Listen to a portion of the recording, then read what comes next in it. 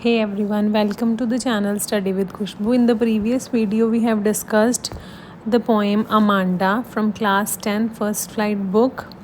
We have done line wise explanation और इस video में हम लोग उसी पोएम अमांडा की जो कि रॉबिन क्लीन ने लिखी है उसकी लिटरेरी डिवाइसेस और पोएटिक डिवाइसेस को कवर करेंगे। सारी जितनी भी पोएटिक और लिटरेरी डिवाइसेस हैं इस पोएम की वो सारी हम डिटेल में इस वीडियो में कवर करेंगे। सबसे पहले हम बात करेंगे एनाफोरा की। एनाफोरा का मतलब क्या होता है? सबसे पहले आपको ये पता होना चाहिए कि एनाफोरा का मतलब है रिपीटेशन होना किसी वर्ड की।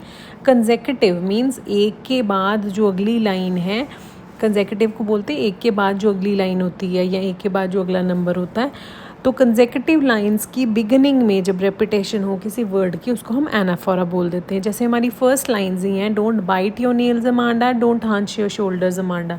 तो यहाँ पे डोंट वर्ड इन दोनों लाइंस की बिल्कुल बिगिनिंग में आ रहा है और ये दोनों लाइंस कंसेक्यूटिव है।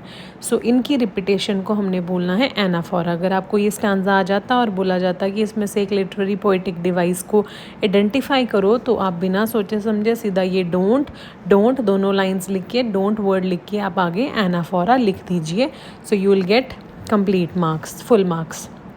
So next is repetition. अब बार बार इस पोएम में वर्ड अमांडा जो है वो रिपीट किया जा रहा है। पोएट जो अमांडा है उसकी मदर के थ्रू या मदरली फिगर जो भी हम इमेजिन कर रहे हैं, जो अमांडा को समझाने की या सुधारने की कोशिश कर रही है। तो ये जब भी रिपीटेशन होती किसी वर्ड की, अगर कोई किसी पोएम में ये वो रिपीटेशन होती किसी चीज़ पे एम्फोसिस डालने के लिए, किसी चीज़ पे जोर डालने के लिए, लेकिन यहाँ पे मदर इरिटेट होके बार बार अमांडा बोल रही है, तो ये जब भी वर्ड की रिपीटेशन होगी तब उसको हम एक पोएटिक डिवाइस का नाम दिया गया है repetition. Next is imagery. Imagery क्या होता है? जब हम विविड पिक्चर्स माइंड में क्रिएट करते हैं। जैसे जब हम रीड कर रहे हैं पोएम को और जब हम ये लाइंस रीड करते हैं, mermaid drifting in a peaceful sea, हमारे माइंड में पिक्चर्स क्रिएट होनी शुरू हो जाती है कि Amanda is like a mermaid और वो है एमरल्ड ग्रीन पीसफुल सी में जो है वो स्विम कर रही है एक मरमेड बन के। उसी तरह हमारे माइंड में, रीडर के माइंड में इस तरह से विविड पिक्चर्स क्रिएट होनी शुरू हो जाती हैं कि वो एक ऑफन बन के गलियों में घूम रही है, वो एक टावर, जैसे मैं आपको समझा रही हूँ तो मेरे माइंड में इस तरह से पिक्चर्स क्रिएट होनी शुरू हो गई हैं कि एक टावर है, रपंजिल की जगह वहाँ अमांडा है और वो बिल्कुल इंटरेस्टेड नहीं है किसी को भी अपने ब्राइट हेयर के थ्रू ऊपर बुलाने में।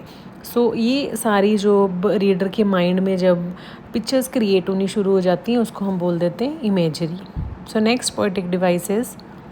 अब हम दो पोएटिक डिवाइसेस को देखेंगे। सबसे पहले हम बात करेंगे मेटाफर की। कंपैरिजन के लिए हम दो पोएटिक डिवाइसेस यूज़ करते हैं, एक होती है सिमिली और एक होती है मेटाफर। जब सिमिली हम यूज़ करते हैं तो उसमें कंपैरिजन के दौरान दो वर्ड्स यूज़ होते हैं, लाइक और एज। लेकिन मेटाफर में भी किया कंपैरिजन ही जाता है, लेकिन इस मेटाफर में लाइक और एज को यूज़ नहीं किया जाता। जैसे हम मेटाफर यहाँ ये यूज़ कैसे कर रहे हैं, जैसे हम कंपैरिजन कर रहे हैं कि अमांडा खुद को इमेजिन कर रही है एक मरमेड की तरह या एक रपंजिल प्रिंसेस की तरह। तो यहाँ एक कंपैरिजन हुआ है, अमांडा की इमेजिनेशन हुई है एज अ मरमेड और एज अ रपंजिल, बट लाइक और एज वर्ड हमने यूज़ नहीं किया। So that is metaphor. Next is alliteration. जब भी कॉन्सोनेंट साउंड्स की रिपीटेशन होती है वर्ड की बिगिनिंग में उसको हम एलिटरेशन बोलते हैं। जैसे आप ये लाइन देखिए, stop that slouching and sit up. S again a consonant, then again slouching में एस आया, अगेन सेटअप में एस आया। तो ये एस वर्ड एक कॉन्सोनेंट वर्ड है और उसकी साउंड की रिपीटेशन हो रही है बार बार एक ही लाइन में और वर्ड की बिगिनिंग में, तो इसको हम बोलेंगे alliteration. Next we have rhyme scheme. हर एक पोएम की कुछ ना कुछ राइम स्कीम होती है और जिन पोएम्स की कोई स्ट्रिक्ट राइम स्कीम नहीं होती उसको हम बोलते हैं कि ये फ्री वर्स स्टाइल में है।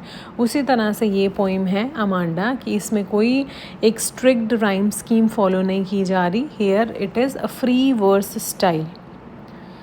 Next is symbolism. तो सिंबलिज़म क्या है? जब कोई चीज़ को सिंबलाइज़ कर रहा है। जैसे देखिए यहाँ मरमेड क्या सिंबलाइज़ करती है? फ्रीडम को। ऑर्फन क्या सिंबलाइज़ कर रहा है? ऑर्फन अकेले हैं बिना माँ बाप के, लोनलीनेस को, अकेलेपन को। रपंजल क्या सिंबलाइज़ कर रही है? एस्केप मीन्स भाग जाना, अकेले रहना, दुनिया से दूर रहना। सो जब भी कोई वर्ड अपने लिटरल मीनिंग के अलावा कुछ और सिंबलाइज़ करे, कोई और डीप मीनिंग हमें समझाए, उसको हम बोलते हैं सिंबलिज़म। तो सिंबलिज़म भी जो है ये एक पोएटिक डिवाइस है हमारी इस पोइम अमांडा का। सो ये हमारी सारी पोएटिक डिवाइसेस थी इस पोइम की। तो आप को कोई भी स्टांजा आए और आपको लगे कि ये वर्ड्स यहाँ पे हैं या नॉर्मली आ जाए, that just write down the poetic device of the poem Amanda, any one और two, so you can write this thing. Symbolism का पूछा जाता है कि एक्सप्लेन करिए symbolism in the poem Amanda, तो आप इस तरह से इन तीनों वर्ड्स को एक्सप्लेन कर सकते हैं about mermaid, orphan and Rapunzel. So these are the poetic devices: alliteration,